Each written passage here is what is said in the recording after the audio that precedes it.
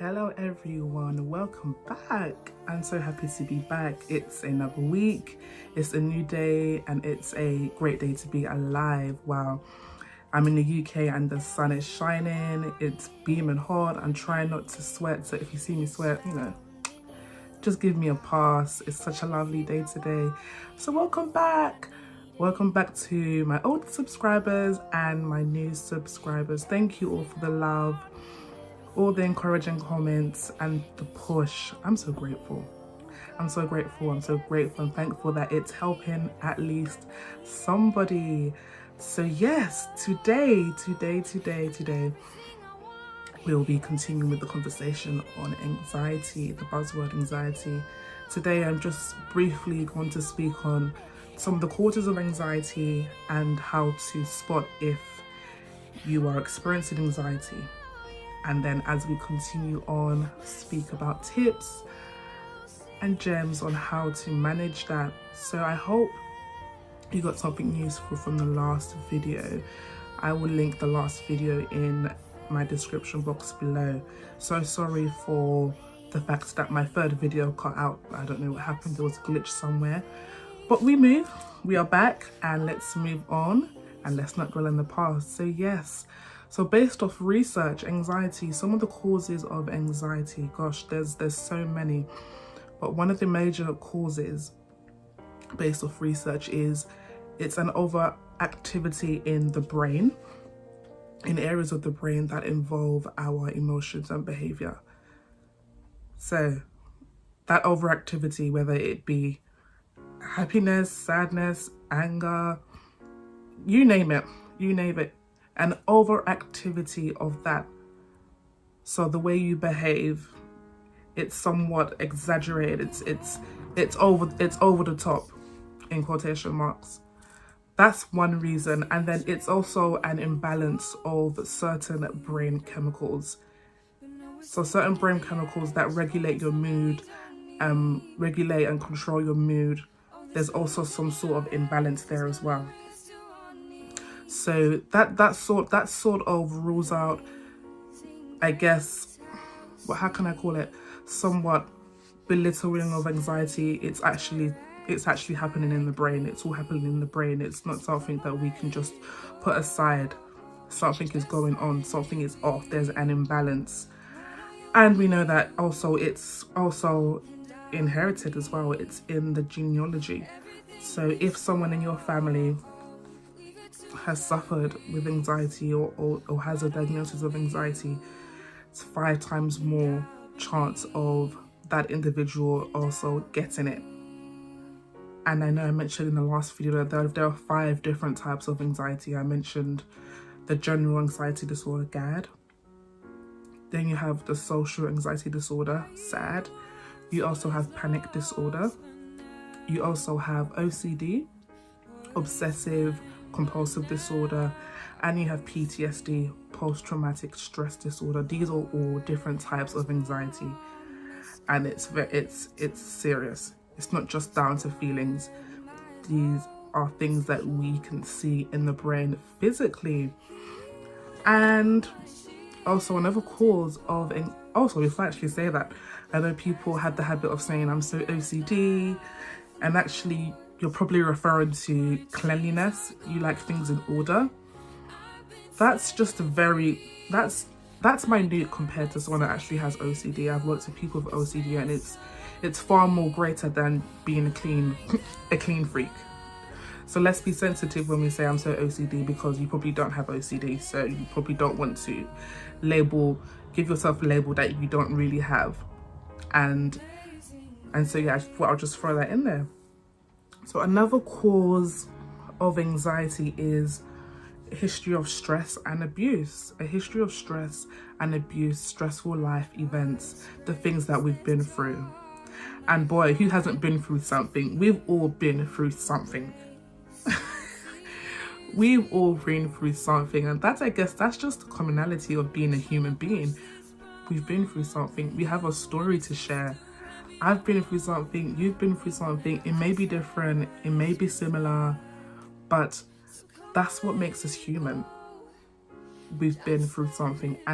But for some people, they've been through traumatic experiences, they've been through stressful experiences over and over again, or perhaps in their childhood, a history of domestic abuse, physical abuse, sexual abuse, financial abuse.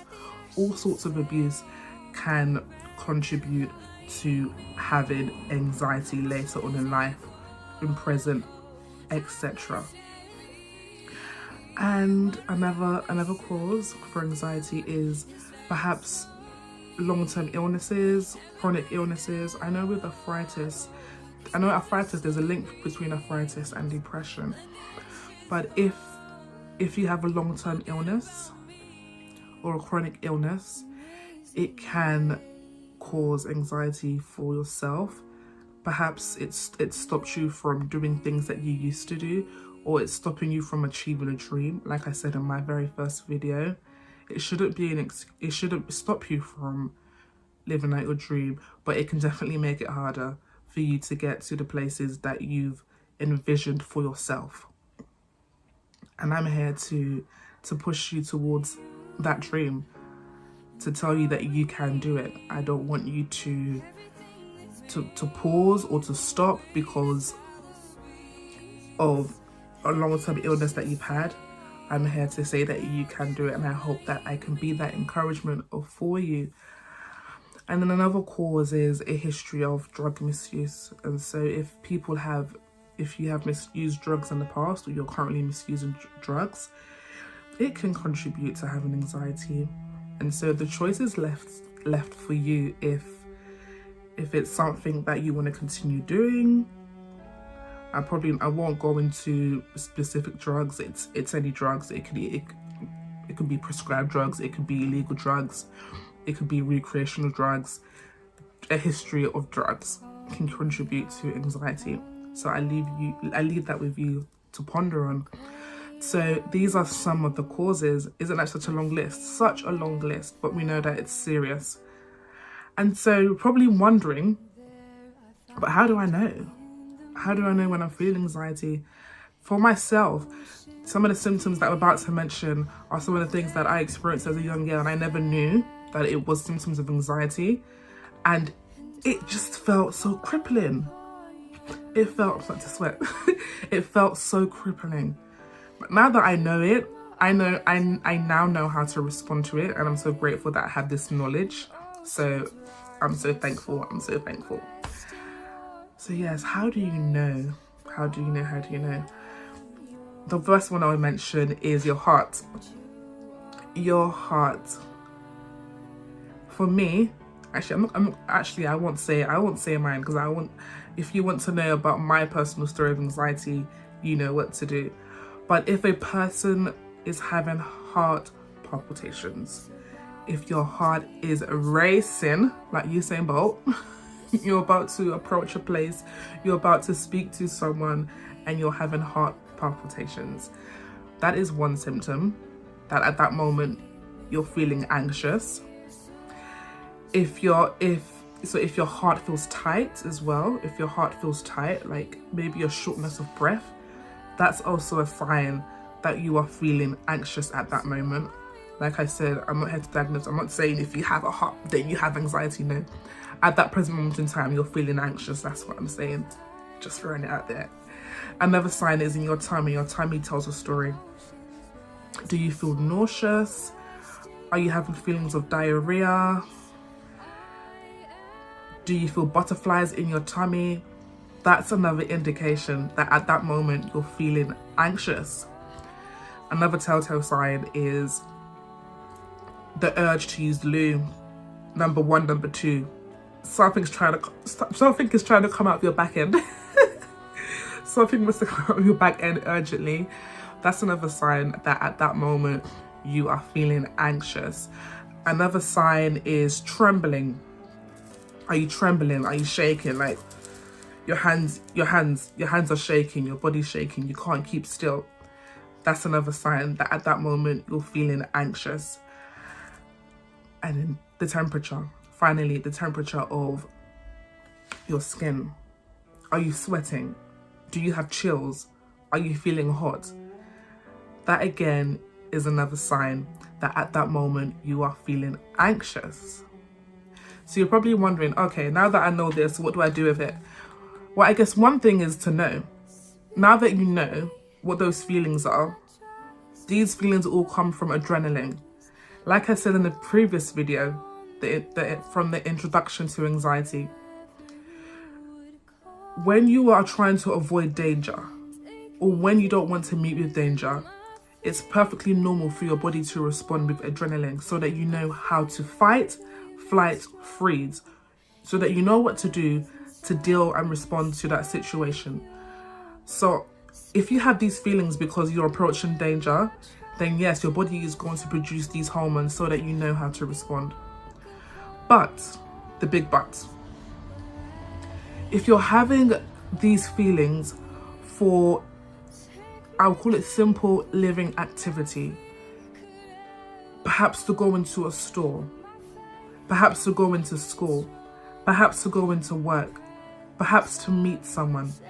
If you're having these feelings for active daily living, then you probably are wondering, okay, this is not normal. I don't want to have these feelings. Me going to this event, me going to this person, there's no danger to my life or to my well-being, and so I don't want to have these feelings anymore. I want to know how to overcome them. And so in the next videos to come, I will be delving into some of these tips. And like I said from my previous video, I want to end with some kingdom principles and principles that I stand on and that I believe, and I've seen them work for myself and for other people. So the principle that I'll leave here today is, you are what you think. As a man thinketh, so is he. So I leave you with that principle today because I want you to start to think about what you think about, and you can journal these things down as well.